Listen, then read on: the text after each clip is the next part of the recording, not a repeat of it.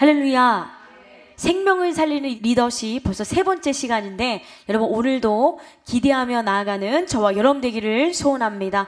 오늘 말씀은 요한복음 13장 3절에서 15절 말씀입니다. 다 찾으셨으면 우리 한 목소리로 읽겠습니다. 시작. 저녁 먹는 중 예수는 아버지께서 모든 것을 자기 손에 맡기신 것과 또 자기가 하나님께로부터 오셨다가 하나님께로 돌아가실 것을 아시고 저녁 잡수시던 자리에서 일어나 겉옷을 벗고 수건을 가져다가 허리에 두르시고 이에 대야에 물을 떠서 제자들의 발을 씻으시고 그 두르신 수건으로 닦기를 시작하여 시몬 베드로에게 이르시니 베드로가 이르되 주여 주께서 내 발을 씻으시나이까. 예수께서 대답하여 이르시되 내가 하는 것을 내가 지금은 알지 못하나 이후에는 알리라. 베드로가 이르되 내 발을 절대로 씻지 못하시리이다. 예수께서 대답하시되 내가 너를 씻어주지 아니하며 내가 나와 상관이 없느니라. 시몬 베드로가 이르되 주여 내 발뿐 아니라 손과 머리도 씻어 주옵소서. 예수께서 이르시되 이미 목욕한 자는 발밖에 씻을 필요가 없느니라. 온몸이 깨끗하니라. 너희가 깨끗하나 다는 아니니라 하시니 이는 자기를 팔 자가 누구인지 아심이라. 그러므로 다는 깨끗하지 아니하다 하시니라.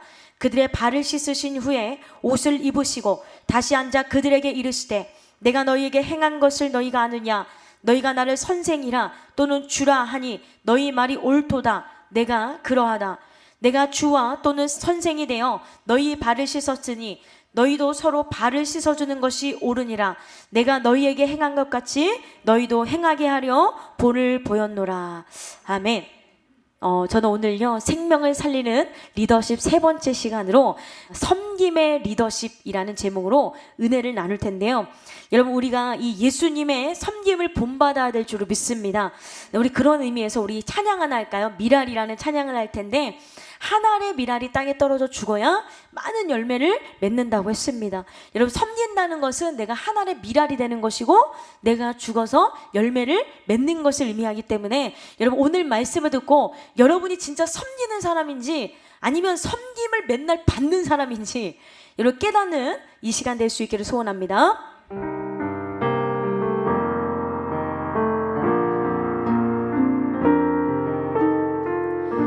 세상을 구원하기 위해 흘려야 할 피가 필요하다면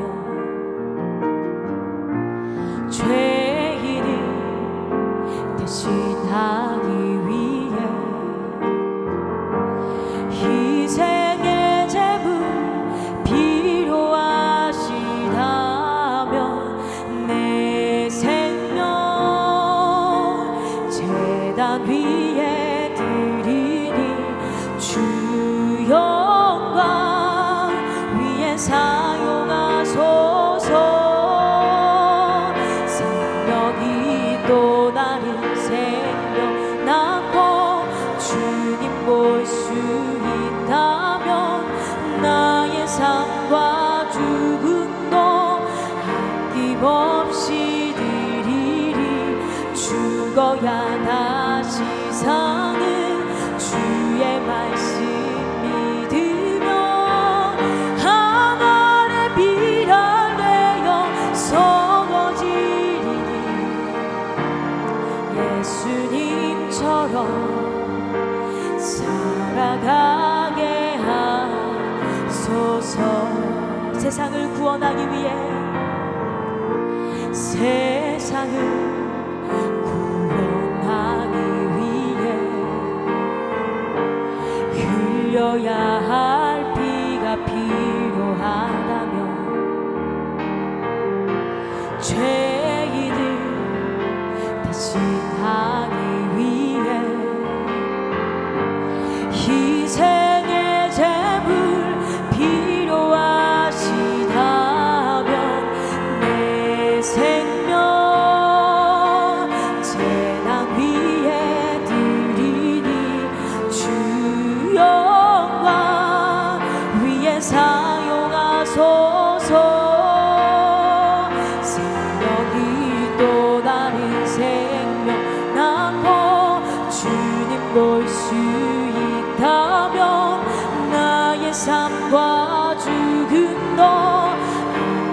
아낌없이 드리리. 죽어야 다시 사는 주의 말씀 믿으며 하나의 비랄 되어 서거지리.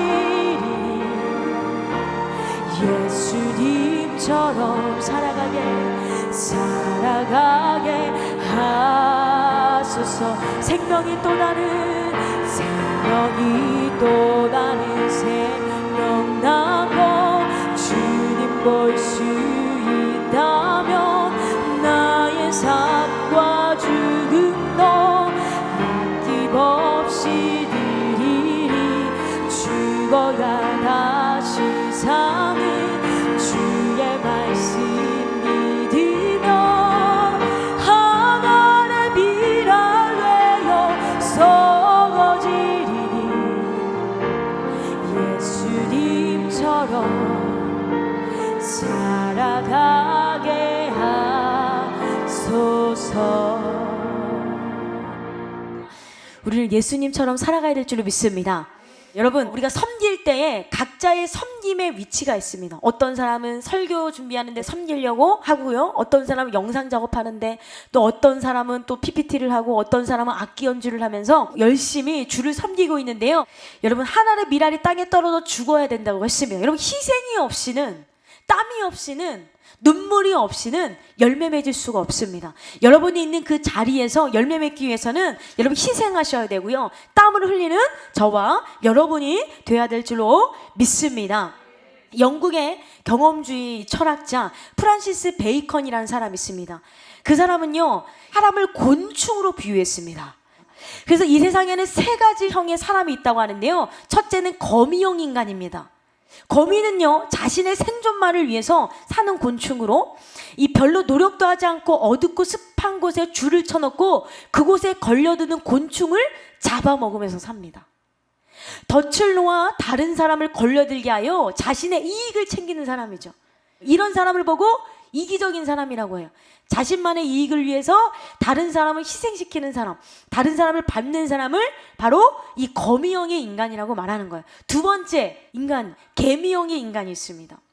개미형 인간은요, 단결심도 강하고요, 부지런하지만 어디까지나 자기들만 알아요. 이웃에게 아무런 도움을 주지 않습니다. 오직 자기의 유익만을 위해서 일하죠. 이런 사람은 있어도 그만, 없어도 그만인 그림자와 같은 사람입니다. 그리고 세 번째는요, 꿀벌형 인간입니다. 꿀벌은 있고 적것으로 분주히 다니면서 꿀을 채취하여 자기 자신도 먹고 꽃들에게는 열매도 맺게 하고 사람들에게도 맛있는 꿀을 제공하며 사는 곤충. 그러니까 나도 유익을 주지만 나로 인해서 다른 많은 사람들에게 유익을 주는 사람이 바로 무슨 형 인간? 꿀벌형 인간이에요. 이 꿀벌형 인간은요, 거미와는 정반대의 삶을 살아가지요. 베이컨은요, 이런 사람을 가리켜 이타주의적 인간이라고 말합니다. 여러분은 이타주의의 인간이십니까? 아니면 이기적인 인간이십니까? 사회 곳곳에 이러한 꿀벌형의 사람이 꼭 필요하다라고 베이컨은 역설했습니다. 우리는 오늘 내가 남을 위한 존재인가, 내가 정말 섬기는 사람인가를 스스로 진지하게 물어봐야 되는 거예요. 섬김의 리더십은요, 이 직분이나 목소리를 높여서 인정을 받으려고 하지 않습니다. 늘 공동체와의 관계를 염두에 두고 자신의 위치에서 어떻게 합니까? 그 공동체 구성원들에게 비전을 주는 거예요. 너는 이걸 할 수 있어. 그리고 그들을 설득하며 이끌어 나가는 것이 바로 꿀벌형 리더자이며, 그 공동체가 지향하는 어떤 목적을 이루도록 추진해 나가는 사람인데요, 그래서 최고의 리더는 바로 오케스트라를 지휘하는 자와 같아요. 지휘자는요, 아무 소리를 내지 않지만 다른 사람들로 하여금 소리를 내게 하는 거예요. 그리고 멋진 연주를 만들어내는 것입니다. 이게 바로 지휘자예요. 그래서 기업 경영에서도요, 섬김의 리더십을 중요하게 생각합니다. 이 기업 경영에서 섬김의 리더십을 정립한 사람은 로버트 그린 리프라는 사람입니다. 그는요, 누구라도 어떤 집단에서 많은 사람을 리드하고자 한다면 먼저 그들을 위해 서브해야 된다라고 했어요.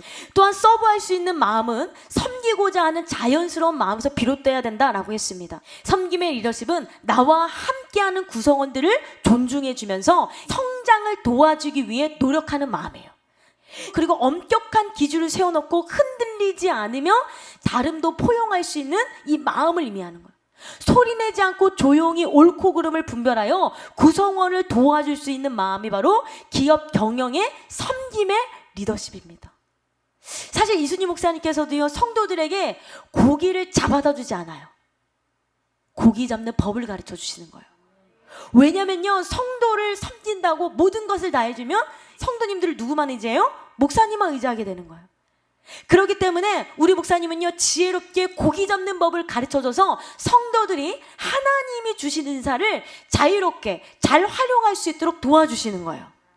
그렇다면 이 성경에서는 섬김에 대해서 무엇이라고 말씀하는지 다시 한번 알아보겠는데요, 이 섬김을 의미하는 헬라어 디아코니아가 있습니다. 이 디아코니아는요, 디아코노스에서 유래했는데요, 식탁이나 다른 천한일에 시중드는 종이라는 뜻을 가지고 있는 거예요. 그래서 이 섬김은요, 구제를 의미하기도 하고요, 봉사를 의미하기도 하고요, 그 다음에 섬김 등의 의미로 쓰였습니다. 즉 종이 주인을 섬긴다는 의미입니다. 그러나 단순히 종이 주인을 위해 서비스한다라는 개념보다는 더 깊은 의미를 가지고 있는데요, 이 섬김은 바로 비우는 거예요. 여러분, 내가 비워야 내 생각을 버리고 내 욕심을 위하여 다른 사람을 인도할 수 있죠. 그래서 이 섬김은 비움이고, 이 섬김은 또 겸손을 의미하는 것이에요. 그리고 이 섬김은요, 죽기까지 복종하는 거예요. 바로 누구의 섬김? 예수님의 섬김과 마찬가지죠. 빌립보서 2장 5절에서 8절 보니까 너희 안에 이 마음을 품으라 곧 그리스도 예수의 마음이니 그는 근본 하나님의 본체시나 하나님과 동등됨을 취할 것을 여기지 아니하시고 오히려 자기를 비워 종의 형체를 가지사 사람들과 같이 되셨고 사람의 모양으로 나타나사 자기를 낮추시고 죽기까지 복종하셨으니고 십자가에 죽으심이라.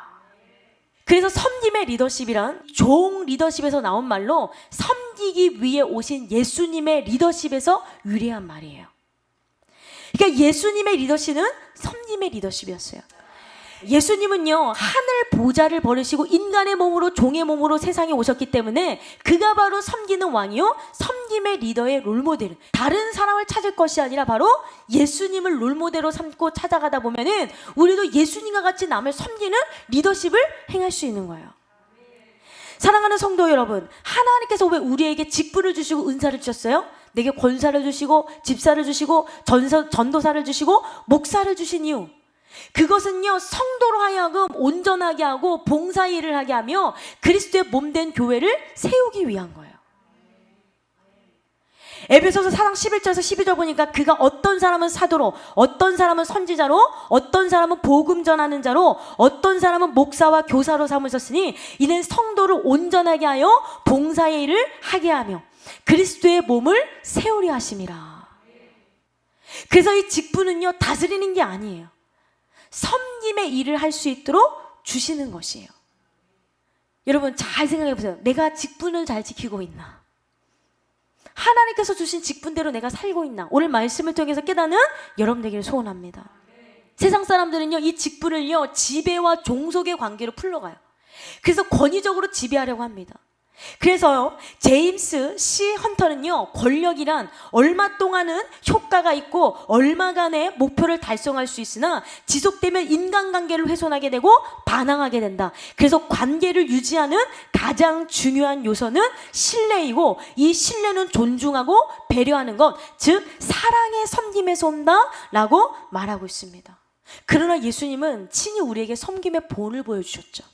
이 종속적인 관계가 아니라 권력형 이런 관계가 아니라 마가복음 10장 45절 보니까 인자가 온 것은 섬김을 받으려 함이 아니라 도리어 섬기려 하고 자기 목숨을 많은 사람의 대속물로 주려 함이니라 라고 말씀하셨어요. 그래서 예수님께서 이 땅에 오신 것은 사람들을 섬기기 위함인데 그것은 자신의 목숨을 많은 사람을 위하여 대속물로 내어주는 하나님의 비전을 이루기 위함이었어요. 그런데 그 하나님의 비전을 이루기 위해서는 누구를 세워야 돼요? 바로 사람을 키워나가야 되죠. 여러분 주님께서는 그 하나님의 비전을 위해서 이 땅에 오셔서 가장 먼저 누구를 택하셨어요? 12제자를 택하셨어요. 그것은 바로 뭐예요? 12제자를 통해서 세계 복음화를 이루기 위함인 것이에요. 마태복음 28장 19절에서 20절 보니까 그러므로 너희는 가서 모든 민족을 제자로 삼아 아버지와 아들과 성령의 이름으로 세례를 베풀고 내가 너희에게 분부한 모든 것을 가르쳐 지키게 하라. 볼지어다 내가 세상 끝날까지 너희와 항상 함께 있으리라. 그래서 제자를 선택하세요. 그리고 그 제자들이 자신이 하는 것보다 더 큰 일을 할 것이라는 또 비전을 심어주셨어요. 어떤 리더는요, 야, 네가 뭘 할 수 있어? 네가 나보다 잘하는 게 뭐야? 너 같은 건 아무것도 못해. 이러는 리더가 있는 반면에 우리 예수님은 어떻게 말씀하셨냐? 요한복음 14장 12절에 보니까요, 내가 진실로 진실로 너희에게 이르노니 나를 믿는 자는 내가 하는 일을 그도 할 것이요 또한 그보다 큰 일을 하리니 이는 내가 아버지께로 감이라. 그래서 우리 유순희 목사님께서도요, 제자 훈련하실 때 너가 뭘 할 수 있어 라고 말하는 것이 아니라 때로는 꼴통짓을 해서 사랑의 징계를 주시기도 하지만 그러나 꼭 이런 말씀하세요. 너는 큰 종이야. 너는 할 수 있어. 너는 엄청난 큰 일을 할 수 있어 라고 하면서 힘을 북돋아 주시며 섬기시는 것이죠. 그래서 섬기는 리더자는요, 정치, 경제, 사회, 문화 등 삶의 모든 영역에서 사람들이 하나님의 비전과 목적을 이루어가도록 키워나가는 거예요. 그리고 섬김의 리더십은 다른 사람 위에서 군림하고 지배하는 것이 아니라 행동으로 보여주는 거죠. 그리고 나를 비운 그 자리에 타인을 올려놓는 건, 그래서 주님 나라와 주님의 몸된 교회가 세워져 가도록 하는 것이 바로 섬김의 리더십이에요. 그런데 제가 계속해서 말씀드렸죠. 나는 교회에서 직분도 없어요. 나는 무슨 장도 아니에요. 여러분, 그것이 중요한 게 아니라 내가 부모가 된다고 할지라도, 그렇죠? 내가 어떤 위치에 있든지 우리는 다 리더자의 역할을 한 번씩은 다 한다는 거죠. 그래서 오늘 계속해서 이번 주는 리더십에 대한 말씀을 하고 있는데 섬김의 리더십에 대한 말씀을 하는 거예요. 오늘 본문은 어떤 본문입니까? 예수님께서 몸소 제자들의 발을 씻겨주시면서 섬김의 리더십을 보여주시는 장면이에요. 예수님은요, 사람들 위해 군림하려는 이 세상의 리더십과 구별되게 섬김의 리더십을 요구하셨습니다. 존 맥스웰 목사님이란 분이 계시거든요. 그 목사님은요, 예수님의 섬김의 리더십에 대해서 이렇게 말씀하고 있어요. 예수님께서는 대야에 담긴 물로 제자들의 발을 씻겼지만 빌라도는 똑같은 물을 가지고 자신의 권위를 드러내고 책임을 회피하는 데 사용했습니다. 예수님에 대하는 섬김의 리더십을 보여주는 반면 할렐루야, 빌라도에 대하는 섬김을 받는 리더십을 보여줍니다. 예수님의 가르침을 따르는 기독교의 핵심 가치는 섬김입니다. 예수님을 따라가는 제자라면 누구나 이러한 섬김의 리더십을 추구해야 할 것입니다 라고 말을 했습니다. 여러분, 우리 앞에는요, 여러 가지 도구들이 있습니다. 그 도구를 가지고 섬기느냐 아니면 빌라도 같이 쓰임받느냐는 누구에게 달려있어요? 바로 나에게 달려있다는 거죠. 그런데 요즘 예수님과 같은 섬김의 리더십을 찾아볼 수 있나요? 섬김의 리더십을 찾아볼 수 없어요. 왜냐하면요, 인간적으로 섬기는 사람 많아요. 쌀을 나눠준다든지 뭐를 나눠준다든지. 그런데요, 이 예수님께서 말씀하시는 이 섬김은요, 인간적 자기 의로 그리고 착한 마음, 여기서 나오는 것이 아니에요. 주님이 말씀하시는 그 섬김이랑 바로 예수님의 마음에서 나오는 것이에요. 그러니까 이거는 신적인 마음이에요. 인간적인 착한 마음을 의미하는 것이 아니라는 거죠. 그래서 여러분, 어떻게 해야 돼요? 내 의를 내려놓으셔야 돼요. 그럴 때 정말 예수님의 마음을 품고 섬길 수 있는 진정한 섬김의 리더십을 보여줄 수 있는 것이에요. 누군가를 섬기기 위해서는 내가 그런데 누구이며 어디서 와서 어디로 가는지를 알고 또 자신의 소명이 무엇인지를 알아야 돼요. 이것은 무엇을 말하느냐? 하나님 안에서 자신의 정체성을 분명히 하셔야 되나? 내가 어디서 왔는지 모르고, 내가 왜 살아가고 있는지 모르고, 내가 백성교회 왜 하는지 모르고, 내가 왜 성도가 됐는지 모르고, 내가 왜 집사 직분을 가지는지 모르면요, 나는 섬길 수 없어요. 사실 섬김이란 그렇게 하지 않아도 될 권리가 있음에도 불구하고 스스로 낮은 자리로 내려가는 것이죠. 그런 의미에서 섬김의 리더십은요, 강요가 아닌 자기 의지며 선택이에요. 내가 하나님을 믿으니까, 내가 은혜를 받았으니까 내가 섬겨야겠다, 의지를 드리는 거죠. 누가 시켜서 하는 것이 아니라 자발적 동기에 의해서 하는 것입니다. 그러나 자신의 정체성에 대해서 불안한 사람은 어떻습니까? 섬김의 리더십을 선택할 수 없어요. 왜냐하면 하나님 안에서의 자기 정체성이 없는 사람은 자신의 지위가 위협받고 있다고 생각하기 때문에 늘 불안해요. 그러니까 하나님이 나를 부르셨다, 이런 정체성이 분명한 사람은 담대함으로 팀원들을 이끌 수 있지만, 그런 정체성이 없는 사람은 늘 불안해서 내가 이 지위를 잃어버리면 어떡하지? 이런 마음 때문에 섬김의 리더십을 보여주지 못한다는 거죠. 그래서 늘 불안한 거예요. 오히려 이런 사람들은요, 팀원을 섬기는 것이 아니라 조종하려고 애쓰는 거예요. 이 사람은 어떻게 조종할까? 그리고 자신의 업적과 권위를 내세우며 사람들에게 인정받기를 강요해요. 왜? 마음이 불안하니까. 하나님이 나를 불러주셨다는 그런 소명의식이 없기 때문에. 그러나 백성교회는 어떻습니까? 소명의식부터 살아가게 하는 곳이잖아요. 왜? 은혜를 받으니까 하나님을 나를 부르셨다는 것을 확신하게 되죠. 그래서 신학교도 가고, 물론 신학교를 굳이 가지 않는다고 할지라도 있는 자리에서 하나님을 섬기게 되지 않습니까? 그래서요, 섬김의 리더십을 가진 사람은요, 누구를 조정하려고 하지 않아요. 나를 부르신 소명에 대한 분명한 확신이 없는 사람은요, 지위에 매달리게 되고 학위에 매달리게 되며 눈에 보이는 성도 숫자에 매달리게 되는 거예요. 그래서 우리도 어떻게 해야 돼요? 섬기기 위해서는요, 하나님 안에서의 자신의 정체성, 그리고 믿음의 확신, 하나님을 만난 경험, 하나님께서 나를 부르셨다는 정체성이 명확해야 될 줄로 믿습니다. 그럴 때 섬기는 리더십을 행하실 수 있는 거예요. 이순희 목사님은 바로 그런 섬김의 리더십으로 몸이 힘들고 부서져도 밤을 새서라도 영혼 구원을 위해서 지금도 열심히 설교 준비하시고 생명다의 말씀을 전하시는 거예요. 왜? 믿음의 확신이 강하시니까. 하나님이 나를 부르셨다는 정체성이 분명하시고 그 비전이 분명하시기 때문에 표대를 향해서 달려나가는 것입니다. 그야말로 예수님의 대야를 가지고 섬김의 리더십을 보여주고 계시는 거죠. 우리도 그 모습을 본받아야 됩니다. 오늘 본문은요, 예수님의 섬김의 리더십을 보여주셨는데요, 그렇다면 주님은 어떤 방법으로 제자들을 이끌어 나가셨을까요? 첫 번째, 예수님은요, 강압적으로 명령하지 않으시고 자연스럽게 인도하셨어요. 너 이거 해! 너 이거 해! 막 이렇게 강압적으로 명령한 게 아니라 그 사람이 때가 될 때 자연스럽게 인도하셨다는 거죠.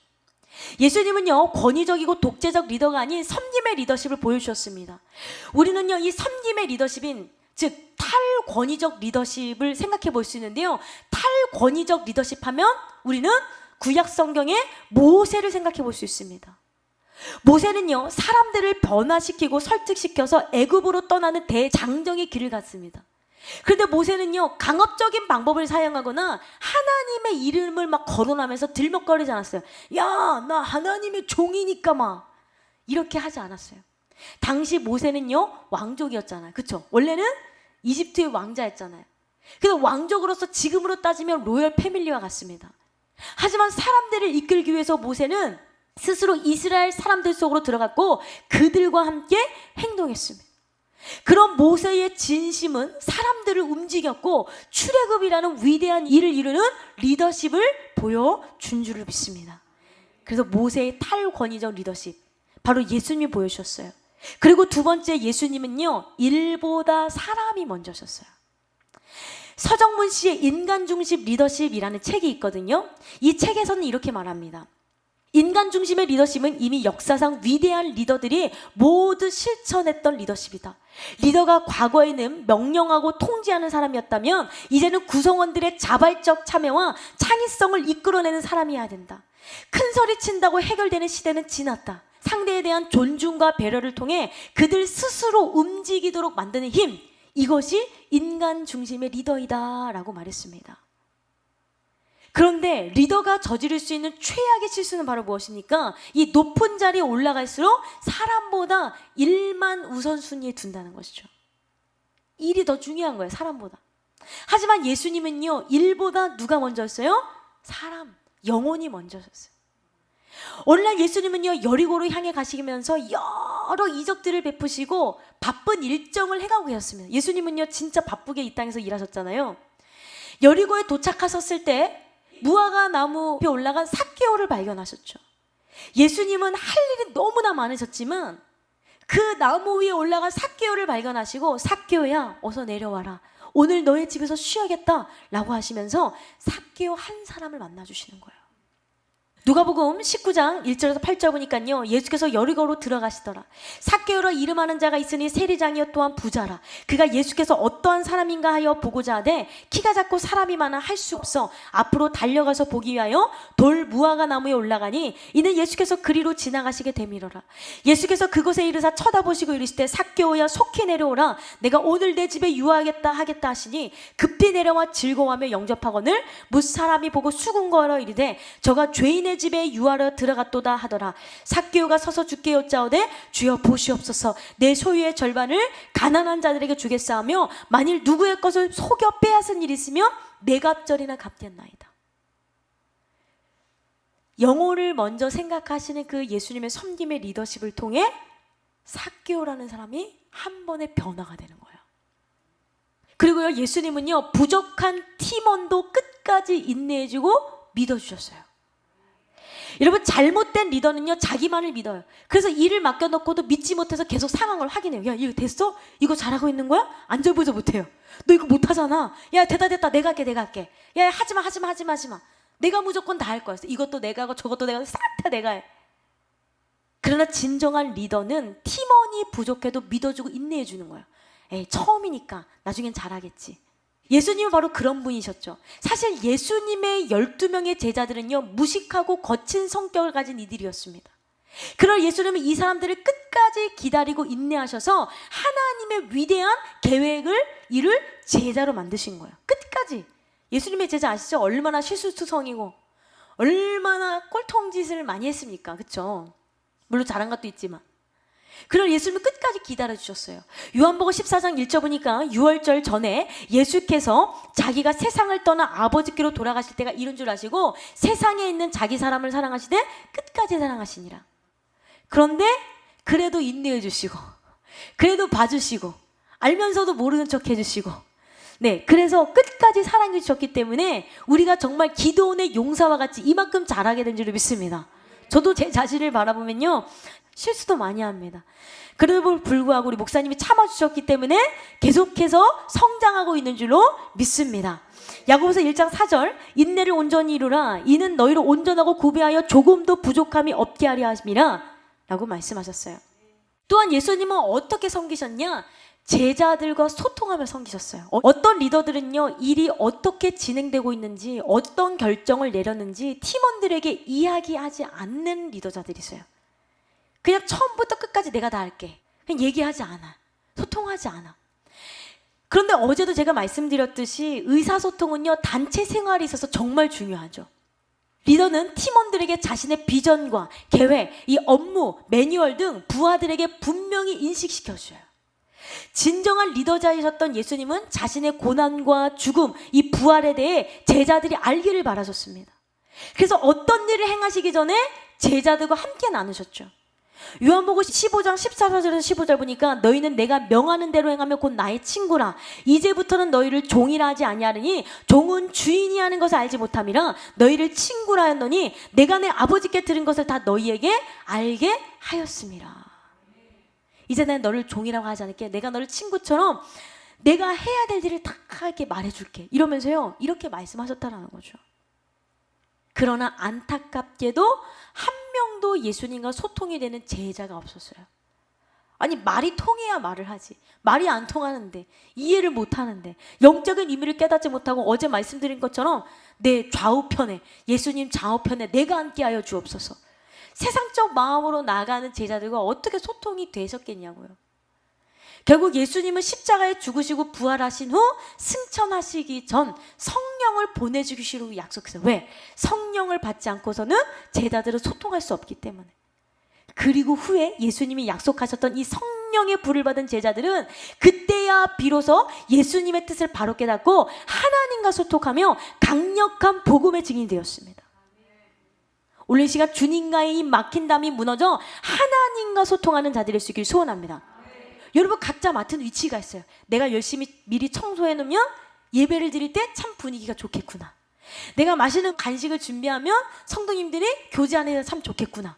이러면서요 서로 이렇게 섬기기로 작정할 때에 여러분 우리 교회의 예배는 풍성한 예배가 되겠죠.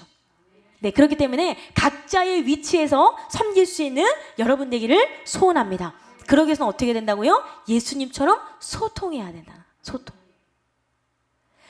오늘 본문은요, 예수님께서 친히 섬김의 리더십의 본을 보여주시는 이 최고의 장면입니다. 오늘 본문. 이때는요, 예수님께서 십자가에 달려 세상을 떠나실 때가 다가왔고 마귀는 벌써 시몬의 아들 가룟 유다의 마음에 예수님을 팔려는 생각을 넣을 때 굉장히 심각한 상황이었어요.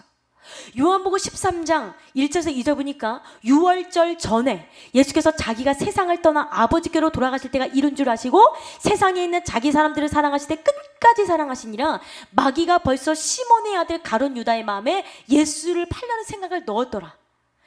그래서 여러분들 지금 오늘 예배의 시간에 사탄이 여러분 마음 가운데, 여러분 생각 가운데 예배에 집중하지 못하도록 생각을 넣을 수도 있어요. 그렇기 때문에 항상 예수님의 보혈로 덮고 모든 생각을 사로잡아 그리스도에게 복종할 수 있는 여러분 되기를 소원합니다. 그런데요, 지금 굉장히 심각한 상황이에요. 막 제자가 예수님 팔려고 하고 이제 조금 있으면 예수님이 잡히셔야 돼요. 이렇게 위험하고 긴박한 때에 예수님께서는요, 무슨 자세를 보여주시는 거예요? 섬김의 자세를 보여주시는 거예요. 그것은 바로 그들의 발을 씻어주신 사건입니다. 예수님 당시의 사람들은요, 포장되지 않은 흙을 밟고 다녔어요. 그래서 이 샌들 하나만 신고 다녔어요. 요즘 덥기 때문에 양말도 안 신고, 그죠? 샌들 하나만 신고 계시는 분들도 계시는데요, 따라서 이 발이 누구보다도 더러울 수밖에 없습니다. 거기는 이제 포장도로가 아니잖아요. 그래서 어느 집이든 주인은 자기 집을 찾아온 손님에게 발을 깨끗이 씻어줄 수 있도록 해주는 것이 일상화되어 있었습니다. 그래서 종이 있는 집에서는 손님들의 발을 씻는 일은 당연히 그 종들의 몫이었어요. 발 씻어주는 거. 왜냐면 발이 너무 더러우니까. 예, 대구 분들은 더럽다를 더럽다라고 말씀하시더라고요. 더럽다. 그런데 그 일을 예수님께서 친히 하신 거예요. 무슨 일? 발을 씻어주시는 일. 제자들의 발을 친히 씻어주신 예수님의 이 행동은 섬김의 최고의 본보기로서 많은 사람들에게서 회자되지 않을 수 없는 것입니다. 그렇다면 예수님이 발을 씻기신 그 섬김의 리더십을 보일 수 있었던 이유는 무엇이었을까요? 첫 번째, 자신을 낮추는 겸손함이 있으신 거예요. 요한복음 13장에 보니까 유월절이라고 했죠. 본문의 배경. 이 유월절은 어떤 날입니까? 이스라엘 백성들이 출애굽할 때 애굽 땅의 모든 장자를 치는 재앙에서 어린 양의 이 피를 문설줄에 바름으로 재앙이 넘어간 것을 기념하여 지키는 날이었죠. 요한복음 13장 1절에서 2절 보니까 유월절 전에 예수께서 자기가 세상을 떠나 아버지께로 돌아가실 때가 이른 줄 아시고 세상에 있는 자기 사람들을 사랑하실 때 끝까지 사랑하시니 마귀가 벌써 시몬의 아들 가룟 유다의 마음에 예수를 팔려 생각을 넣었더라. 네, 아까 제가 말씀을 드렸죠. 그런데요, 피를 물설주에 발랐다라고 했는데요, 오늘 요한복음 13장 3절 보니까요, 저녁 먹는 중 예수는 아버지께서 모든 것을 자기 손에 맡기신 것과 또 자기가 하나님께로부터 오셨다가 하나님께로 돌아간 것을 아시고라고 말씀하고 있어요. 그렇습니다. 예수님은 이제 하룻밤만 지나면 십자가에서 우리의 모든 죄를 다 짊어지시고 죽으실 것이에요. 그리고 사흘만 지나면 죄와 사망의 권세를 깨트리고 부활하시는 날, 그날에는요, 하나님 나라에 벗어놓았던 영광의 옷을 입게 되실 것이고요, 하나님의 다시 입혀주시게 되어 있고요, 하나님 나라에 두었던 그 권세, 하늘과 땅에 있는 모든 권세, 모든 인류를 심판하시는 영광스러운 권세를 주님이 다시 손에 쥐게 되는 날이 이제 곧 와요. 하나님의 영광이 임하는 날, 하늘과 땅의 권세가 임하는 날, 그래서 조금 있으면 그게 온단 말이에요. 그렇다면 인간적이고 세상의 관점으로 보면요, 예수님 굉장히 우쭐해질 수 있는 순간이기도 하죠. 왜? 야, 너희들 나한테 까불었지? 야, 바리새인들 너 나 핍박했지? 야, 제자들 맨날 꼴통짓했지? 이럴 수 있잖아요. 그런 순간 모든 사람으로부터, 특히 제자들로부터 경배를 받으셔야 될 자리에 지금 서 계신 거예요. 그래서 주님 어떤 일을 하신 거예요? 오히려 예수님은요, 제자들의 발을 씻겨주시는 거예요. 그리고요, 대야에 물을 떠와서 제자들 앞에 엎드려요. 발을 씻겨주시는 거예요. 이것이 바로 겸손인 것이죠. 여러분, 선줄로 하는 자 뭐 할까 조심하라? 넘어질까 조심하라 말씀하시죠. 그래서 이에 성경 주석가인 윌리엄 버클리는 예수님께서 발을 씻기신 사건에 대하여 겸손하지 않아도 될 때 예수님은 겸손하다라고 말씀하셨어요. 예수님은 굳이 그렇게 하지 않으셔도 될 분이심에도 불구하고 겸손하셨다는 거죠. 그런데 예수님이 이렇게 하실 수 있었던 이유는 무엇일까요? 사명에 대한 자각이 분명하셨기 때문이에요. 모든 것이 예수님의 손에 위임된 사실을 알고 계셨습니다. 이것은 하나님과의 긴밀한 관계를 보여주는 예입니다. 오늘 이 본문 3절에 자기 손에 맡기신 것과에서 이 맡기시는요, 원화로 주셨다라는 뜻입니다. 주셨다. 하나님은 예수님께 하늘과 땅에 있는 모든 권세를 위임하셨으며 심판하는 권세까지 주셨어요. 예수님은요, 이 사실을 분명히 알고 계셨어요. 분명히 정체성이 분명하셨다고 그러셨죠? 뿐만 아니라 예수님은요, 하나님으로부터 이 땅에 보내심을 받고 다시 이 땅을 떠나 하나님께 돌아갈 때가 되었음을 미리 아셨습니다. 모르시는 게 아니에요. 따라서 제자들의 발을 씻기시는 그 예수님의 행위에는요, 자신의 행동을 통해 제자들의 마음에 예수님의 신적 권위가 어떤 성질인지 전달하고자 하는 의도가 담겨져 있는 거예요. 그러나 예수님은 그 신적 권위를 스스로 낮춤으로 남을 섬기고 십자가에 달리심으로써 섬김의 본을 보여주시는 거죠. 나 권세 있어, 나 이런 엄청난 권위 있어 가 아니라 그럼에도 불구하고 자신을 낮추신 거예요. 요한복음 13장 4절, 저녁 잡수시던 자리에서 일어나 겉옷을 벗고 수건을 가져다가 허리에 두르시고 이에 대야에 물을 떠서 제자들의 발을 씻으시고 그 두르신 수건으로 닦기를 시작하여. 주님은 제자들을 향해서 나는 이제 내 자리인 하나님의 자리로 돌아갈 것이다. 신발을 벗고 내 앞에 엎드려라. 너 뭐 하는 거야? 엎드려. 이렇게 명령해도 괜찮을 자리에서 오히려 엎드려 제자들의 발을 씻겨주신 것입니다. 예수님은요, 높아질수록 더 낮아져야 한다는 섬김의 리더자의 본을 친히 보여주셨죠. 이때요, 주님은 누구까지 섬기셨냐? 자신을 팔려고 하는 가룟 유다까지 섬기셨어요. 또한 예수님은 스승의 마음을 조금도 헤아리지 못하고 오히려 자리 다툼을 하는 제자들의 발을 씻겨주셨어요. 어제 말씀이죠. 마가복음 10장 37절, 여짜오되 주의 영광 중에서 우리를 하나는 주의 우편에 하나는 좌편에 앉게 하여 주시옵소서. 제자들은 막 자리 다툼하고 있죠. 이런 꼴통 같은 제자들의 발을 씻겨주시는 거예요. 여러분, 그래서 우리는요, 누구도 차별하지 않고 나를 미워하는 사람도, 나를 이해하지 못하는 사람도, 꼴통짓하는 그 사람도 모두를 섬길 줄 아는 예수의 마음을 품으셔야 되는 거예요. 이게 바로 리더자예요. 여러분, 이 예수님을 닮고 싶지 않으십니까? 섬김의 대가이신 예수님을 3년 동안 봤던 그 제자들은요, 성령 강림 이후에 완전히 다른 사람이 되어 많은 영혼을 주님께로 인도하는 섬김의 리더자가 되셨어요.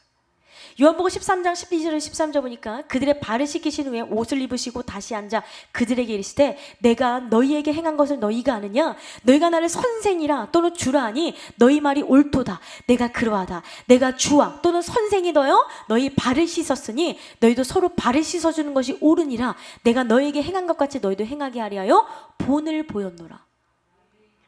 뭘 보여줬다고요? 본을 보여줬어요. 리더는 본을 보여주잖아요. 그래서 오늘 본문은요, 봉사와 섬김이 성도에게 주어진 의무임을 알게 하는 말씀이에요. 왜냐하면 왕이신 예수님께서 겸손한 자세로 그의 어린 양의 제자들을 먼저 섬기셨기 때문이죠. 예수님은 제자들의 본이 되어주셨는데요, 15절에 너희도 행하게 하려 하여 본을 보였노라 라고 말씀하신 것에 이 본으로 번역된 휘포데이그마는 눈 앞에 놓아 보여주는 것이란 뜻으로 성도가 두 눈으로 보면서 힘써 추구해야 할 모범적 삶을 의미하는 거예요. 그러니까 주님이 모범을 보여주시는 거죠. 그것은 예수님께서 이미 행하신 일들을 직접 보고 그분이 걸어가신 그 길을 쫓아 행함으로써 가는 것입니다. 여러분, 사실요, 길을 갈 때 이 길을 만들면서 가는 것보다 누군가가 만들어 놓아진 길을 가는 게 더 편하죠. 길 없는데 막 만들려면 어떻게 해요? 막 숲을도 잘라야 되고 바위도 부숴야 되고 할 일이 너무 많아요. 근데 누군가가 길을 내주면 우리는 그 길만 가면 되는 거예요. 너무 쉬워요. 그래서 우리가 따라가야 할 롤 모델이 있다는 것은요, 너무 좋은 일입니다. 여러분, 그래서 우리 교회에서 항상 하는 말이 뭐예요? 만남의 축복은 기절을 일으킵니다. 우리 롤 모델이신 예수님, 그리고 롤 모델을 따라가시는 우리 이순희 목사님을 보면 아, 저렇게 하면 되는가 뷰. 그렇죠? 그리고 그 길을 따라가다 보면은 우리도 사랑의 사람이 되는 것이고, 카리스마적인 리더십을 가질 수도 있고, 소통의 리더십을 가질 수 있고, 섬김의 리더십을 가질 수 있는 거예요. 그 길만 따라가면 돼요. 근데 이상하게 우리 꼭 따라가야 될 것을 안 따라가고 그냥 세상 것을 바라보며 따라간다는 것이죠. 예수님께서는요, 우리의 구원을 위해 희생적 사랑을 몸소 실천하신 분이신데요, 우리는 그런 예수님을 모델로 삼아 따라가야 됩니다. 그런 예수님을 본받았던 바울은 뭐라고 말합니까? 내가 그리스도를 본받는 자 되었다 라고 당당히 고백하죠. 그래서 우리는요, 예수님의 섬김을 본받아야 되는데, 고린도전서 11장 1절 보니까 내가 그리스도를 본받는 자 같이 너희는 나를 본받는 자가 되라. 그런데요, 교만한 사람은요, 아무리 스승이 섬김의 리더십을 행해도 배우지를 못해요. 아무리 막 그것을 행해도요, 따라가지를 못해요. 발을 씻어주기는커녕 내 발도 씻기가 어려워. 내 발 씻기도 굉장히 불편하다. 내 발 씻기도 지금 바빠 죽겠는데 뭘 남의 발을 씻겨줘. 혹시 그런 분들 계세요? 만약에 그런 분들 계시다면 낙심하지 마세요. 지금부터 열심히 하면, 그쵸? 지금부터 날마다 나는 죽노라 하며 살아가면은 우리도 예수님을 닮아가는 삶을 살아갈 수 있다는 거죠. 여러분, 어떤 제자가 되시겠습니까? 네, 그렇다면 오늘 예수님의 제자들의 발을 씻겨주시는 이 섬김의 자세란 무엇을 의미하는지 더 구체적으로 살펴보겠는데요. 첫 번째, 자유를 포기하고 종이 되는 것입니다. 여러분, 마태복음 20장 26절에서 27절 보니까요, 이 너희 중에는 그렇지 않아야 하나니 너희 중에 누구든지 크고자 하는 자는 너희를 섬기는 자가 되고, 너희 중에 누구든지 으뜸이 되고자 하는 자는 너희의 종이 되어야 하리라. 이런 으뜸 되고 싶죠? 그런데 예수님 말씀하시죠. 으뜸이 되고자 하는 자는 뭐가 되야 된다고? 종이 되어야 된다는 거죠. 그것은 많은 사람을 살리기 위함입니다. 예수를 믿는 저와 여러분도 마찬가지입니다. 우리는 예수 안에서 자유한 자가 되었죠. 이런 말할 수 있는 자유 있습니다. 섬길 수 있는 자유도 있습니다. 먹을 자유도 있습니다. 잠잘 수 있는 자유도 있습니다. 그거 하지 말라고 주님 말씀하지 않아요. 자유의지를 주셨기 때문에 그건 여러분의 선택이에요. 그런데 중요한 것은 뭐냐면, 예수님을 닮아서 많은 영혼을 주님께로 인도하기 위해서는 때로는 말할 수 있는 자유도 포기해야 되고요, 행동할 수 있는 자유도 포기해야 되고요, 자고 싶은 자유도 포기해야 돼. 그것이 바로 섬기는 자라는 것이죠. 내가 하고 싶은 거, 먹고 싶은 거, 자고 싶은 거 다 하면 어떻게 섬길 수 있겠습니까? 섬기지 못한다는 것이죠. 여러분들이 지금 직장생활 하면서도 힘들고 어렵지만 그래도 예배의 자리에 나오는 이유는 무엇입니까? 나만 살려고 하는 것이 아니라 나를 통해서 가정을 살리고, 우리 가정을 통해서 이 대구를 살리고, 이 대구를 살려서 이 나라를 살리고, 이 나라를 살려서 전 세계를 살리기 위해서 우리는 힘들고 어려운 때라도 예배 자리에 오는 것이죠. 그게 바로 섬김인 거예요. 나의 자유를 포기하는 것이죠. 그래서 사도 바울도 그랬습니다. 주님의 마음을 본받았다고 했죠. 그래서 그는 자유자였지만 종의 자세로 살고 있다고 고백하는 거예요. 고린도전서 9장 19절에서 23절 보니까 내가 모든 사람에게서 자유로우나 스스로 모든 사람에게 종이 된 것은 더 많은 사람을 얻고자 함이라. 유대인들에게 내가 유대인과 같이 된 것은 유대인들을 얻고자 함이요, 율법 아래에 있는 자들에게는 내가 율법 아래에 있지 아니하나 율법 아래에 있는 자 같이 된 것은 율법 아래에 있는 자들을 얻고자 함이요, 율법 없는 자에게는 내가 하나님께는 율법 없는 자가 아니요 도리어 그리스도의 율법 아래에 있는 자이나 율법 없는 자와 같이 된 것은 율법 없는 자들을 얻고자 함이라. 약한 자들에게 내가 약한 자와 같이 된 것은 약한 자들을 얻고자 하며, 내가 여러 사람에게 여러 모습이 된 것은 아무쪼록 몇 사람이라도 구원하고자 함이니 내가 복음을 위하여 모든 것을 행함은 복음에 참여하고자 함이라. 내가 자유롭다. 그러나 종이 된 것은 많은 사람을 얻고자 합니다. 그 한 영혼을 살리기 위해서 그 사람의 위치에 내려가는 것이죠. 자유를 포기했던 바울의 모습입니다. 바울을 조금 더 살펴보자면요, 바울은 당시 자유인으로서 로마의 시민권을 가지고 있었어요. 로마 시민권자. 근데 바울이 그 당시 로마 시민권을 가지고 있었다는 것은 이거예요. 이거. 로마 시민권은 아무나 가질 수 없었어요. 로마에서 태어난 사람이나 로마에 큰 공헌을 했거나 재정적 기여를 한 사람만이 황제로부터 부여받는 게 바로 로마 시민권이에요. 근데 바울에게는 로마 시민권이 있었어요. 그뿐만이 아닙니다. 그 시대의 경제적, 사회적, 정치적으로 바울은 유력한 사람이었고요, 가말리알 대학 최고 학부를 졸업했습니다. 종교적으로도 유대교의 바리새인으로서 높은 지위에 있었습니다. 바울은 마음대로 아주 멋지게 살 자유가 있었던 사람이에요. 그러나 바울은 마음대로 멋지게 사는 것이 아니라 오히려 종이 되었다고 말하는 거죠. 누가 그를 종으로 삼았나요? 너 종이 돼! 아니에요. 스스로 예수님을 본받아 섬기는 종의 삶을 살려고 작정한 것입니다. 여러분이 작정하면 돼요. 여러분 결단하시면 돼요. 오늘부터라도 예수님처럼 살 수 있는 거예요. 바울은 작정했어요. 그런데 보통 사람들은 되게 권력이나 지식을 조금만 갖추면 남들의 섬김을 받고 그것을 성공으로 여기죠. 내가 회장이야. 나 이렇게 성공했어. 넌 나를 섬겨야 돼. 여러분 아닙니다. 종의 자세를 가져야 된다는 거죠. 교회에서도 마찬가지죠. 미국에서 노예 해방이 되기 전에 있었던 일입니다. 주인으로부터 가혹과 학대를 받으며 살던 한 흑인 노예가 있었어요. 병이 악화되어서 일을 잘하지 못하자 주인은요 노예에게 피가 나도록 때리는 거예요. 야, 나 일 못해. 길을 가다가 그 광경을 본 한 백인 교수는 노예의 2배가 넘는 돈을 지불해서 집으로 데리고 왔어요. 그리고 그의 상처를 싸매주고 그를 고쳐주기 시작합니다. 며칠이 지나 그의 몸이 회복되자 교수는요 노예에게 이미 몸값 치렀으니까 더 이상 넌 노예가 아니야. 넌 자유의 몸이야. 너가 하고 싶은 대로 해. 이 말을 듣고 감동을 받은 흑인 노예는 눈물을 흘리며 다음과 같이 대답했습니다. 선생님, 당신은 나를 포악한 주인의 손에서 건져주셨습니다. 나는 자유인으로서 나에게 주어진 첫 번째 자유를 당신을 섬기는 일에 사용하고 싶습니다. 이 집에 살면서 당신을 섬기도록 하여 주시옵소서. 이러면서 자신에게 주어진 그 첫 번째 자유를 그 교수를 섬기는 일에 사용했다는 거죠. 왜? 그 은혜가 너무 감사해서. 여러분 우리가 예배를 드리는 것도 억지로 드리는 것이 아니라 예물을 드리는 것도 막 억지로 드리는 것이 아니라 그 은혜가 너무 감사해서 하나님을 섬깁니다.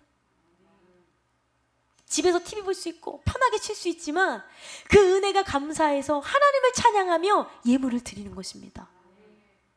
바로 이게 종이 된 자유인의 모습이라는 거죠. 구약에서도 스스로 종의 모습으로 내려간 리더자가 있습니다. 바로 모세이죠. 그는 애굽 왕실에서 공주의 아들로 섬김을 받는 위치에 있었어요. 왕자님.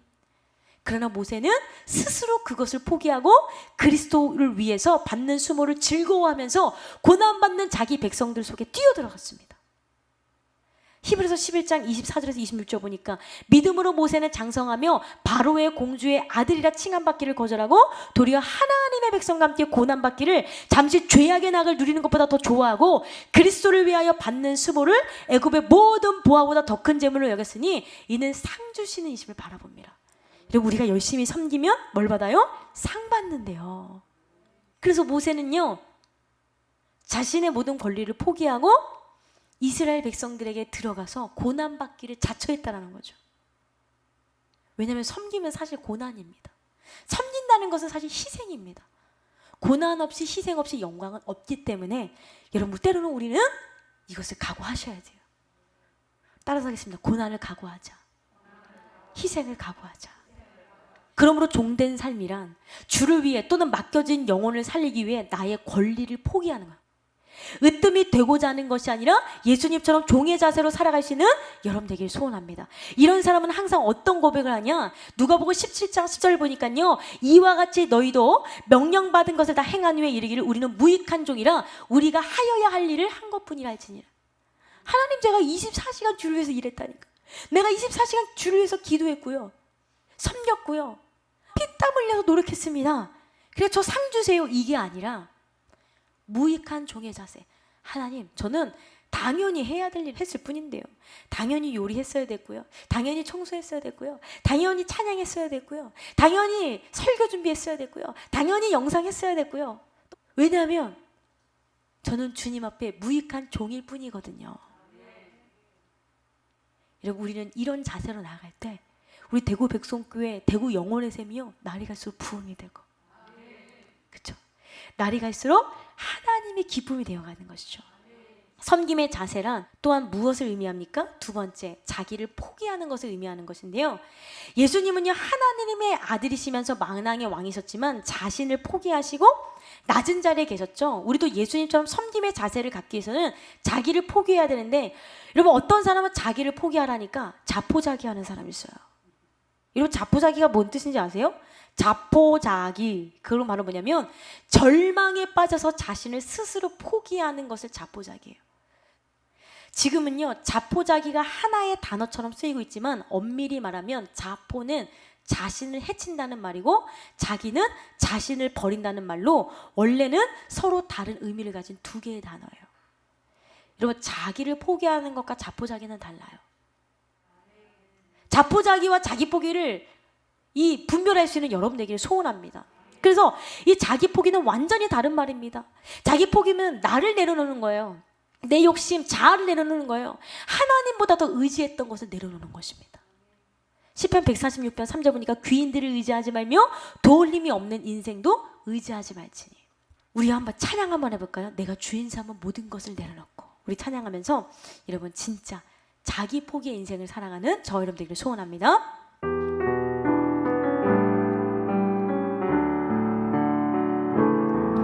내가 주인 삼은 모든 것 내려놓고 내 주 대신 주 앞에 나가 내가 사랑했던 모든 것 내려놓고 주님만 사랑해.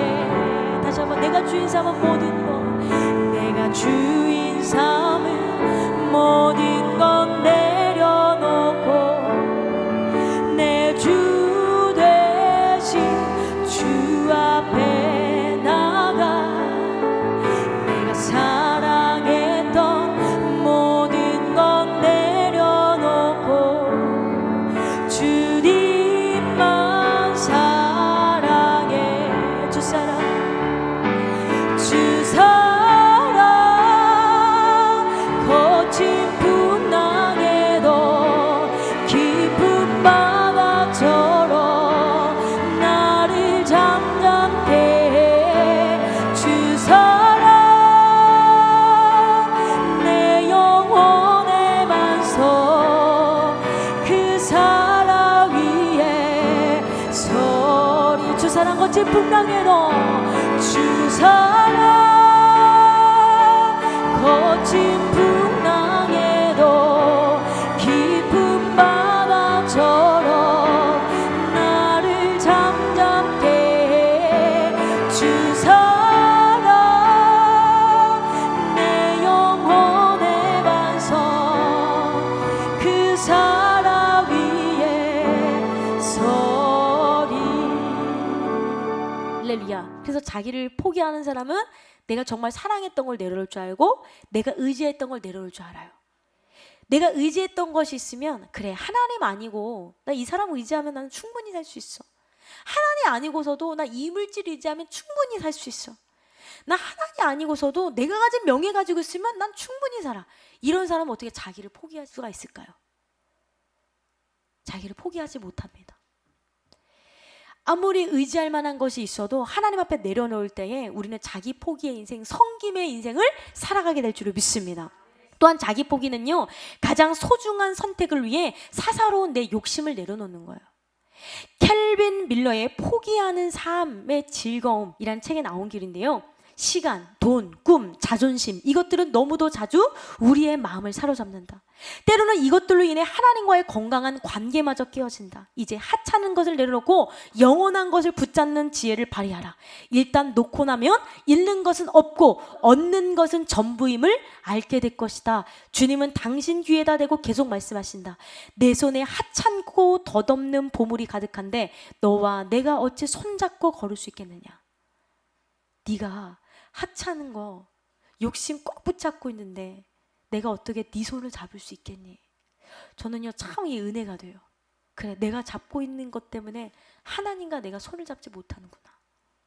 여러분, 잡고 있는 것이 있습니까? 내려놓을 때에 하나님의 손을 붙잡을 수 있게 될 줄 믿습니다.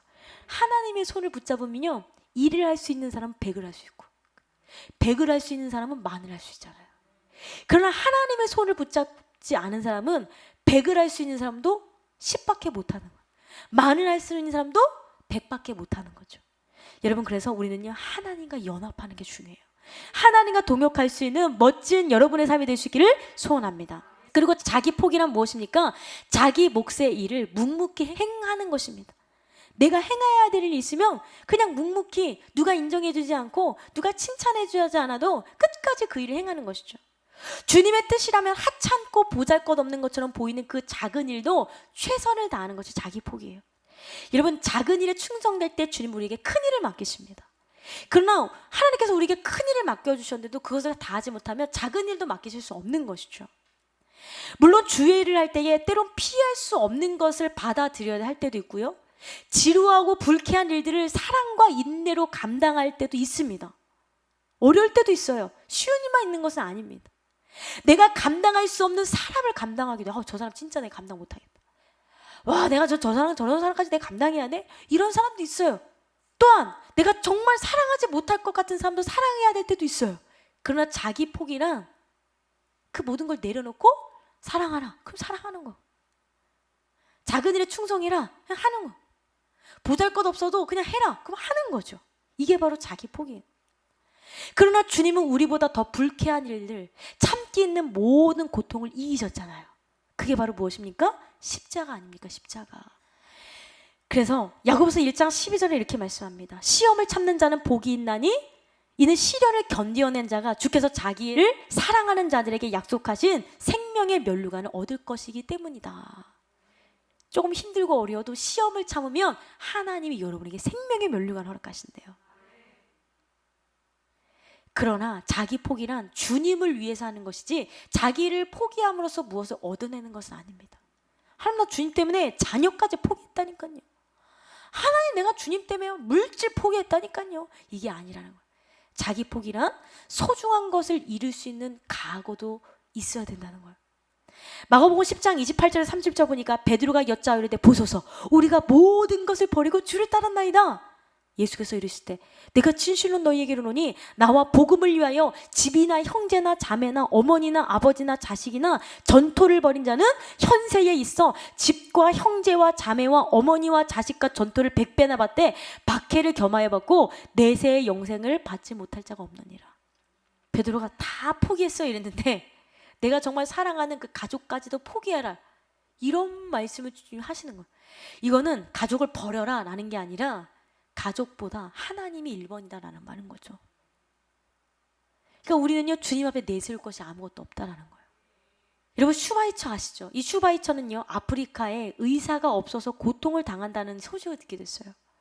그는 그 소식을 듣고 이 아프리카로 떠났습니다. 사실 슈바이처의 재능은요, 정말 대단했습니다. 대학에서요, 그는 신학을 공부했고요, 철학도 공부했어요. 그리고 대학 교수였습니다. 학벌이 어마어마하죠. 그리고 어려서부터 천부적 재능을 발휘했던 파이프 오르간의 연주자였어요. 와, 우리 원미영 목사님처럼 파이프 오르간의 연주자. 특히 그는 음악의 대가인 이 바하에 심취하여 그를 연구한 음악가입니다.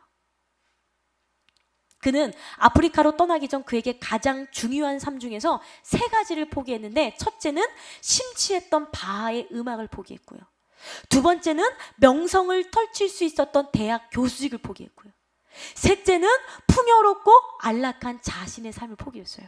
편안한 삶을. 그는 이 모든 것을 포기한 후 아프리카에 병원을 설립하여 자신의 모든 것을 바쳐서 그들을 위해서 병을 고쳐주고 영혼 구원을 위해서 복음을 전했습니다. 멋있죠? 그는 자신이 포기했던 것에 대해서 결코 미련을 갖지 않았어요. 나 그때 그 음악 할걸. 내가 교수 괜히 포기했어. 교수 포기 안 했으면 내가 떵떵거리며 살 텐데. 그때. 절대로 미련 갖지 않았어요. 고난받는 자를 위한 자신의 헌신이 오히려 그의 마음에 기쁨과 감사를 갖게 했습니다. 우리도 주를 위해 자신이 가장 소중히 여기는 것을 내려놓을 줄 아는 믿음이 필요합니다. 여러분에게 가장 소중한 것이 무엇입니까? 예수님 외에 없어야 되겠죠. 그리고 주님만을 가장 소중히 여기게 됩니다. 그럴 때 이 모든 것을 주님은 더하시는 거예요. 마가복음 8장 34절 보니까 무리와 제자들을 불러 이르시되 누구든지 나를 따라오려거든 자기를 부인하고 자기 십자가를 지고 나를 따를 것이니라. 따라서 하겠습니다. 나를 부인하자. 쉽지 않죠. 그런데 쉽지 않음에도 불구하고 우리는 날마다 어떻게 됩니까? 예배를 통해서 하나하나 내려놓는 거죠. 왜? 예배 안에는 성령이 일하시니까. 하나님, 이거를 내가 포기하기가 쉽지가 않습니다. 내가 지금까지 배운 이 학, 내가 지금까지 사랑했던 이 가족, 내가 지금까지 읽어냈던 이 모든 나의 업적들, 주님을 위해서 포기 안 하면 포기 못 하겠습니다. 그래서 내가 주님께 기도합니다. 주님을 위해서라면 하나하나 포기할 수 있는 믿음을 허락하여 주시옵소서. 그러면서 주님 앞에 나가면 예배 가운데 일하시는 그 성령의 역사가 여러분의 마음을 움직이셔서 우리를 멋진 주님의 종으로 만들어 주신다는 거죠. 우리 김선준 전사님이 그렇게 나가고 계시잖아요. 그렇죠? 물론 꼭 목사가 돼야 된다? 꼭 전도사가 돼야 된다? 그것은 아닙니다. 꼭 목사가 전도사가 되지 않는다고 할지라도 우리는 그 자리에서 나갈 수 있는 거예요. 그리고요, 예수님이 발을 씻기신 섬김의 리더십을 보일 수 있었던 두 번째 이유는 무엇이었을까요? 두 번째, 예수님은 하나님께 끝까지 충성된 자셨어요. 여러분, 우리는 변함없는 자가 되어야 돼요. 한결같은 자가 되어야 돼요. 내가 좋을 때만 일하고 좋지 않을 때 일하지 않는 그런 사람은요, 끝까지 섬기지 못해요.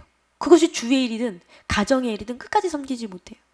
그러나 우리 마음 가운데 한결같은 충성된 마음이 있으면 예수님처럼 끝까지 섬기고요, 바울처럼 끝까지 표대를 향해서 달려나갈 수 있는 거예요. 그래서 우리에게 무엇보다도 필요한 것은 바로 충성심입니다. 충성, 군대에서만 충성하는 것이 아니라 한자로 충성해서 충자는 가운데 충의 마음 심이 합한 글자이죠. 다시 말하면 중심이라는 말입니다. 중심. 곧 그 마음이 중심에 서서 흩어지지 않고 변함없이 지키고 섬기는 것이에요. 충성된 자는 변하지 않아요. 끝까지 지키는 자예요. 그리고 근데 우리 대구 백성교회 성도님들이 그런 분들이 많으세요. 대부분 그러세요. 그래서 우리 목사님이 대구 백성교회 성도님들 칭찬하시잖아요. 막 남전도회, 여전도회, 청년들 칭찬하시는 이유가 뭐예요? 한결같기 때문에, 변함이 없기 때문이에요. 저도요, 그 믿음에 대해서는요, 저도요 너무 정말 존경스럽습니다. 여러분 어떤 상황 가운데서도 코로나19 바이러스로 인해서 3개월 동안 너무나 힘든 고난을 겪으셨죠? 여러분, 근데 그 고난이 유익이라고, 이것보다 더 큰 고난이 오고 또한 이것보다 덜한 고난이 왔을 때 에휴 그때도 이겼는데 뭘, 이러면서 어떤 환경과 고난 가운데서도 이겨낼 수 있는 믿음의 사람이 될 줄로 믿습니다.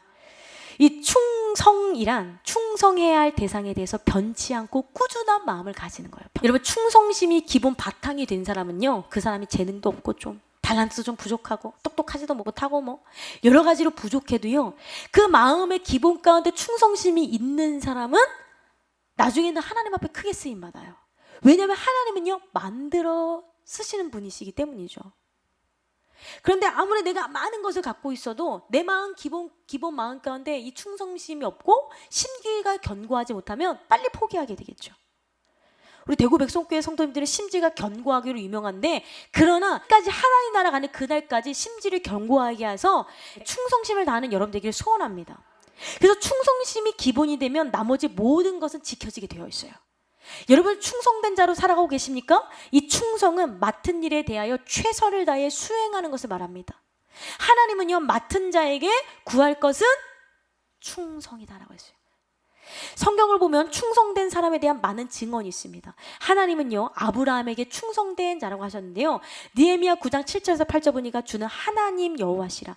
옛적에 아브라함을 택하시고 갈대아 우르에서 인도하여 내시고 아브라함이라는 이름을 주시고 그 마음이 주 앞에서 충성됨을 보시고 더불어 언약을 세우사 가나안 족속과 헷 족속과 아모리 족속과 브리스 족속과 여부스 족속과 기르가스 족속의 땅을 그 씨에게 주리라 하시더니 그 말씀대로 이르셨사오니 주는 의로우심이로소이다. 하나님은요, 아브라함에게 무슨 자? 충성된 자라고 칭찬하고 계세요. 그 외에도 모세에게도 요셉, 다윗, 바울이 충성된 자로서 하나님께 인정받았던 사람입니다. 심지어 오늘 본문의 주인공인 누구요? 예수님도 충성된 자셨죠. 히브리서 3장 1절에서 6절 보니까요, 그러므로 함께 하늘의 부르심을 입은 거룩한 형제들아, 우리의 믿는 도리의 사도시며 대제사장이신 예수를 깊이 생각하라. 저가 자기를 세우신 이에게 충성하시기를 모세가 하나님의 온 집에서 한 것과 같으니. 저는 모세보다 더욱 영광을 받을 만한 것이 마치 집 지은 자가 그 집보다 더욱 존귀한 같으니라. 집마다 지은 이가 있으니 만물이 지으신 이는 하나님이시니라. 또한 모세는 장래에 말한 것을 증거하기 위하여 하나님의 온 집에서 사안으로 충성하였고 그리스도는 그의 집 맡은 아들로 충성하였으니 우리가 소망의 담대함과 자랑을 끝까지 견고히 잡으면 그의 집이라 라고 말씀하고 계세요. 여러분, 예수님은 누구세요? 하나님의 아들이 곧 신을 말하는. 그럼에도 불구하고 우리 예수님은 끝까지 충성하셨다는 거죠. 그리고 섬김의 본을 보여주셨어요. 여러분도 충성심으로 주님을 섬기고 영혼을 섬기며 교회를 섬겨야 됩니다. 그렇지 않으면 한결같은 마음으로 끝까지 주의 일을 감당할 수 없어요. 도중 포기, 도중 하차. 그러면 안 돼요. 사랑하는 성도 여러분, 우리는 지금까지 예수님의 섬김의 리더십에 대해서 말씀을 들었어요. 그런데 우리는 이 섬김을 귀로만 들어서 끝나서는 안 돼. 오늘 섬김의 리더십 좋았지? 좋았다. 끝! 이게 아니에요. 우리는 이제 행동해야 되는 거예요. 오늘 보면 요한복음 13장 4절 보니까 내가 주와 또는 선생이 되어 너희 발을 씻었으니 너희도 서로 발을 씻어주는 것이 옳으니라. 야, 내가 널 발 씻어줬지? 그러니까 너도 서로 발을 씻어줘. 예수님은 왜 제자들 보고 서로 발을 씻으라고 분부했을까요? 우리들이 예수님처럼 행동하기를 원했다는 거죠. 그냥 듣고 끝내라 이게 아니라 행동해라. 예수님을 닮기를 원하셨다는 거예요. 그러므로 서로 발을 씻으라 라는 분부는 우리들을 괴롭게 하는 분부가 아니라 우리들을 복되게 만드시는 말씀이에요. 너 복 받고 싶어? 그럼 섬겨. 행동해. 그럼 너 복 받을 수 있어. 서로 발을 씻는 것은요, 부끄럽고 더러운 일이 아니라 오히려 영광스러운 일입니다. 그리고 남의 발을 씻어주는 것, 형제의 발을 씻어주는 것은 기쁘고 행복한 일입니다. 그러므로 인간적인 체면이나 부끄러움을 극복하시고 서로 발을 씻어줄 수 있는 형제의 자매가 될 수 있기를 소원합니다. 그런데 우리가 서로 발을 씻기는 행동에도 두 가지 의미가 포함되어 있어요. 지금까지 섬긴다라는 의미만 들었는데요, 이 섬긴다라는 의미와 더불어 용서한다는 의미가 있어요. 용서한다. 예수님이 우리를 용서하시는 것 같이 우리도 서로의 허물을 용서하고 섬기라는 의미입니다. 마태복음 18장 21절에서 22절 보니까요, 그때 베드로가 나와 이르되 주여 형제가 내게 죄를 범하며 몇 번이나 용서해 주리까? 7번까지 하오리까? 예수께서 이르시되 내가 이르노니 7번뿐 아니라 7번의 70번까지라도 할지니라. 여러분, 우리가 아무리 주의를 많이 했어요, 내가 엄청나게 많이 섬겼어요. 그런데 내 안에 용서와 사랑이 없으면 아무것도 아니라요. 다 필요 없어요. 하늘의 상급으로 쌓이지 않아요. 그건 자기 의만 될 뿐이에요. 내 안에 용서가 없으면. 우리는 누군가를 막 미워하고 시기하고 질투하고 경쟁하면서 섬길 수는 없어요. 그거는 진정한 섬김이 아니라는 거예요. 미움을 내려놓고 용서와 사랑의 마음으로 섬겨야 돼요. 고린도전서 13장 말씀, 여러분 유명한 말씀이죠. 1절에서 3절, 내가 사람의 방언과 천사의 말을 할지라도 사랑이 없으면 소리나는 구리와 울리는 꽹과리가 되고, 내가 예언하는 능력이 있어 모든 비밀과 모든 지식을 알고 또 산을 옮길 만한 모든 믿음이 있을지라도 사랑이 없으면 내가 아무것도 아니에요. 내가 내게 있는 모든 것으로 구제하고 또 내 몸을 불사르게 내줄지라도 사랑이 없으면 내게 아무 유익이 없느니라. 일이 중요한 게 아니라 일보다 사람, 영혼, 그 다음에 사랑이 중요한 거라는 거죠. 여러분 마음 가운데 혹시 이 사람만큼은 절대 용서할 수 없습니다, 이 사람만큼은 절대 사랑할 수 없습니다, 혹시 이런 사람이 있습니까? 그런 사람이 교회 공동체 안에 있다면 이거는 엄청난 문제입니다.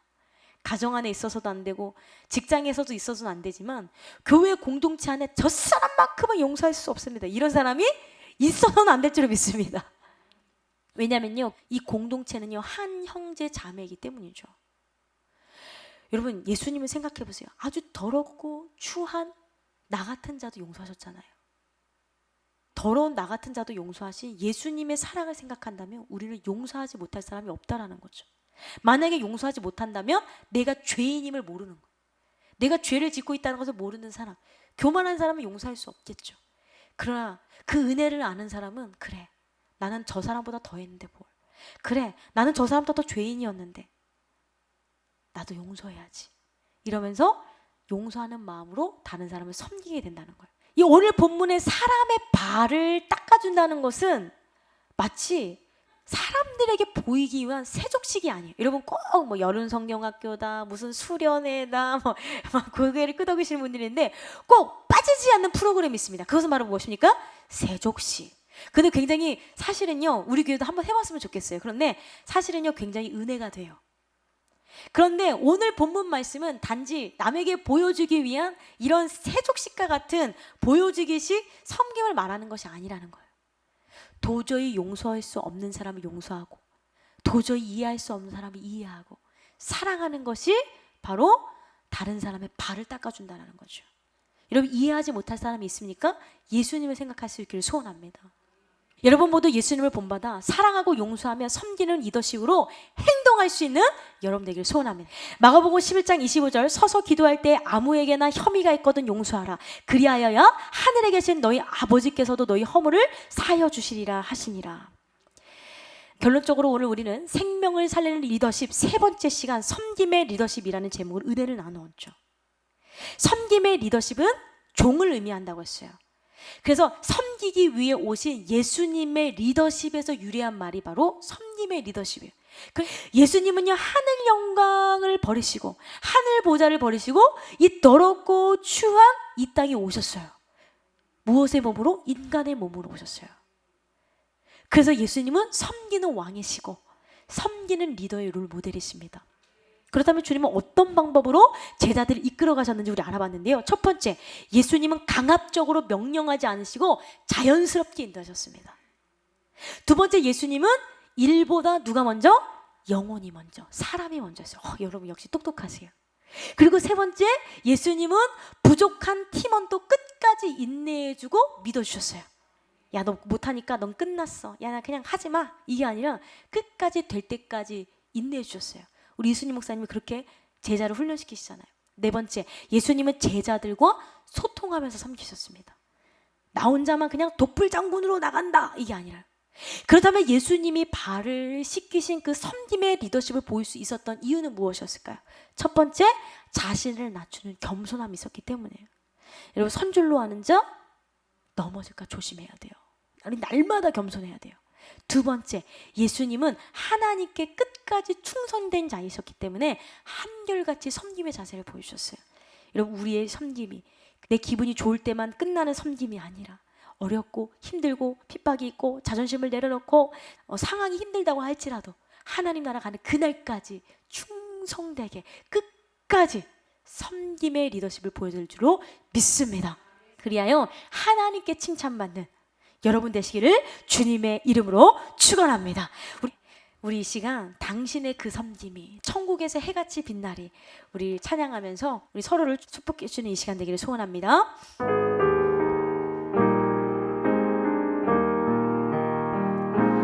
당신의 그 섬김이 천국에서 해같이 빛나리, 그 겸손이 천국에서 해같이 빛나리,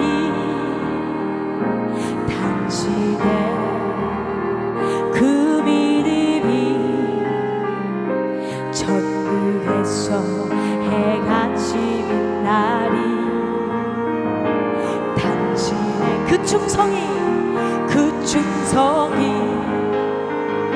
천국에서 해같이 빛나리. 주님이 기억하시며 종가리 예수님 사랑으로 가득한 모습, 천사도 흠모하는 아름다운 그 모습, 천국에서 해같이 빛나리. 당신의 그 순종이, 당신의 그 순종이 천국에서 해같이 빛나리. 당신의 그 사랑이 천국에서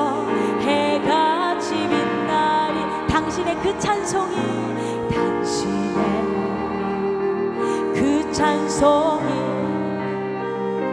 천국에서 해같이 빛나리. 당신의 그 헌신이 우리 여전도 회장님 천국에서 해같이 빛나리. 당신의 그 섬김이 권사님들 당신의 그 섬김이 천국에서 해같이 우리 집사님들 향해서 당신의 그 겸손이 천국에서 해같이 빛나리. 우리 청년들 당신의 그 믿음이 천국에서 해같이 우리 부목사님들 우리 전도사님들 당신의 그 충성이 아멘. 천국에서 해같이 빛나리. 주님이 기억하시면 족하리. 주님이 기억하시면 족하리.